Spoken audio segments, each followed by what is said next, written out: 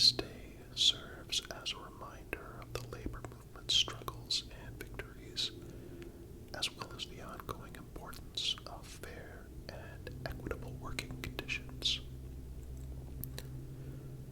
The roots of Labor Day stretch back to a period of immense transformation in the United States during the late 19th century. The Industrial Revolution had fundamentally changed the fabric of American society, ushering in an era of rapid industrial growth. Factories sprang up across the country, drawing people from rural areas to cities in search of work. However, with this industrial boom came harsh realities. Workers faced grueling hours, unsafe working conditions, and inadequate pay, all while having little to no recourse for improving their circumstances.